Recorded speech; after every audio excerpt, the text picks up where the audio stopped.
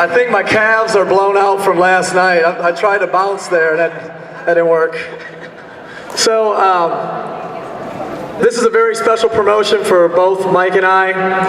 I just want to say that from the bottom of my heart to this individual, wherever he is in the room, you are and forever will be the Roger Bannister, the pace setter, the one that opened the door for every single person to walk through. And I love you, brother, and thank you so much for everything you do.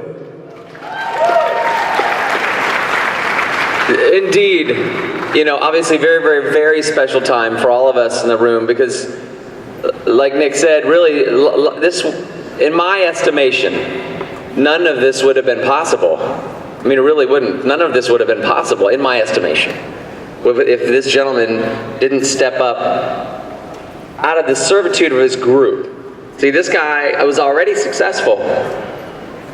The problem was he could always make money, and that's not a problem for him. It was always a problem for everyone else that followed him. You know, they had guys and girls. He had huge organizations, and they were great cheerleaders, and they wanted it badly. The problem was they were never going to see the success that he was going to have. He left something very significant to come here, asked nothing. All he wanted was a home for his people. That's really what it come down to. He wanted a home for his team. He wanted a place where people could flourish. And he was going to, that's a serious deal, guys. What would you do if you were making almost 6 figures a month and you want to walk away from that because it wasn't a good place for your people? It takes a very rare individual to do those kind of things. And he's a much bigger man than I will ever probably be. And I look up to him. He's an amazing, amazing, amazing leader. And guys, I want you all to please give him the respect and the love that he deserves, because quite honestly, he's giving you all this opportunity, continually raising the bar and being a light for every single one of us. I love you like a brother from another mother, my cracker. Royal Ambassador Kyle Pacetti!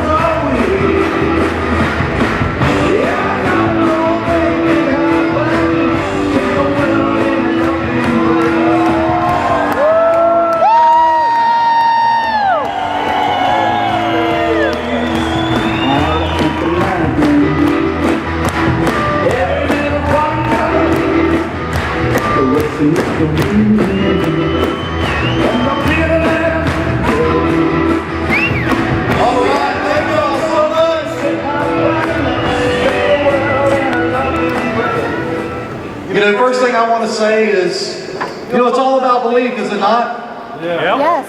And I'm so thankful and so grateful for the very first person that believed in me. And that was Susan Pacetti. She was the very first. Y'all give Susan a hand.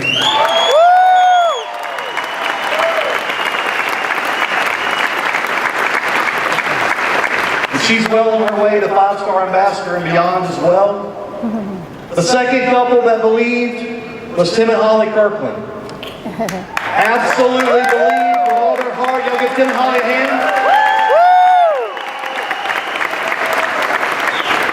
And then the first wave began with the Ron Pruitts and the Dale and Linda Croys and the Tito Alemans. The whole group out in the Carolinas. I'll never forget going out there in a snowstorm. And I hate snow. They said they knew it was serious when I was out there in ice. You know, and then the second wave began to take place. And other people began to believe. Like Kevin and Stephanie Merriweather, they began to believe. more and more people are beginning to believe, and we're still in that second wave. But let me tell you, the third wave is about to begin. Leaving this weekend, the third wave will be officially began.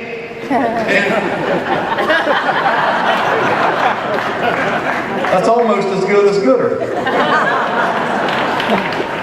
And folks, speaking about belief, how does that happen? Why does people believe? Is it because you're special? No, it's not because you're special. It's because you believe yourself. And being here this weekend, you are building a massive belief system. You're gaining belief in the product. You've seen testimony after testimony. You're getting belief in the company. You've seen these absolutely incredible leaders that we have. You're getting belief in the compensation plan. You're seeing people cross the stage making money. And lots of it. Hello? I mean, I don't know what they're doing at your job. Are they giving out $500,000 checks where you work? Go hang out in the water cooler and find out when the last time they gave away a BMW was. They're not even giving out Saturns, right? Bicycles, skateboards. People's getting a turkey on Thanksgiving if they're lucky. Hello. So it's all about belief. And this weekend, you're building your belief. And when you believe, lastly, in yourself, and then you take action. You can have all the belief in the world until you take action, nothing happens, but you've got to have that belief. And then you take action, folks. People will believe in you. They'll believe in you so strongly, they'll follow you to the end of the world. Do you believe that?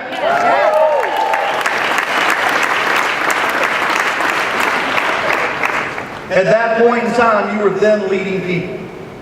Everybody in this room has an opportunity to go out there and run to the top of this compensation plan, but it all begins, number one, with belief. Then people will begin to believe in you through your actions. And then the last thing is you've got to stick around long enough to reap the benefits.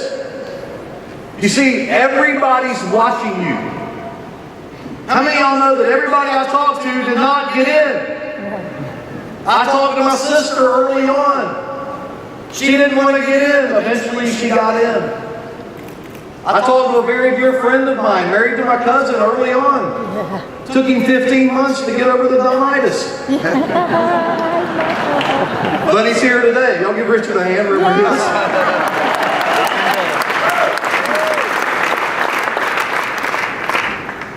is. You've got to stay with it long enough to reap the benefits. And we can't take excuses. How many of y'all know people's got plenty of those? Everybody's got an excuse. You can make excuses or you can make money, but you can't make both. Right. Amen. You must remember that. And don't be scared to tell folks that. You know, a lot of times part of what we lack is the ability to just look at people and tell them the truth. And that is we can't make excuses. People use their kids for excuses. Do they do that all the time? Yes. They use their spouses for excuses. Do they do it all the time? Yes. I'm not scared to tell them, listen, your wife don't want you home broke. Go do a challenge party.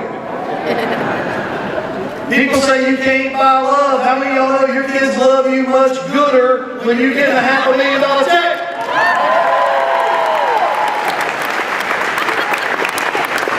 So don't take the excuses. Don't be scared to tell people that it's an excuse. Turn those excuses into the reason a person will build the business. You must take and learn to twist that around and let them know their excuses or their reasons. Does that make sense? Say yes. Yes. Last thing I'm going to tell you is I'm on a mission. How many of y'all want to be on a mission? How many of y'all know that a mission is important? I am on an absolute complete mission. My mission used to be to make people skinny and rich, but now it's different. I'm out to make the world debt-free and look good or naked. God bless y'all.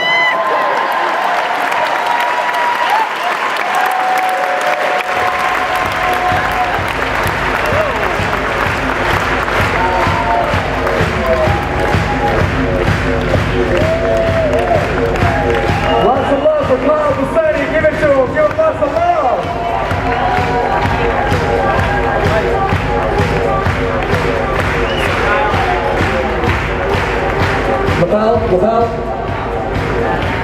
Hello, hello. So, there we go. I know you're looking at me kind of funny while I'm holding this giant pie guy. For all of you guys who don't know the Vitalis tradition, every year at Vitality, we go look at all the top boosters throughout the entire company and we pick an MVP, most valuable promoter out of every promoter across the entire Vitalis community. And you got one of my favorite quotes. I think it's an Emerson quote. And I believe it goes something like, "Do not go where the path may lead. Go instead where there is no path and leave a trail."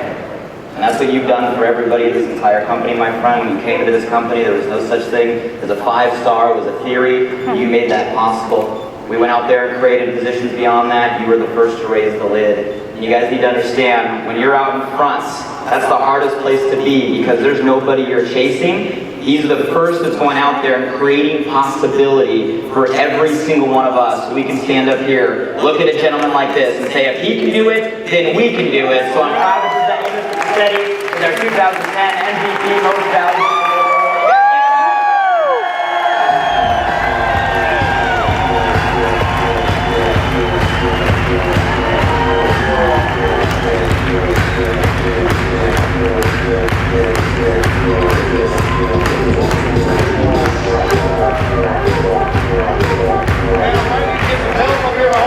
This is great. You better go find a place that cashes big checks. I don't know what else to say. You know, I mean, it's I just don't. It's hard for me to take recognition. I'm just going to tell you this, as you probably can tell, I'm not much of getting recognized. I'd rather teach you how to get up here and be recognized. And you know, I've never been the type to take that trail that's already blazed. That's no fun. How many of y'all know it's much funner? Almost like Hoover. Just knocking down some trees, you know, and creating something. I've always said that if nobody's talking about you, you're not doing anything. So I figured we just go out there and knock some trees down, mailboxes, telephone poles, whatever got in the way, just create a trail. So God bless y'all and thank y'all again.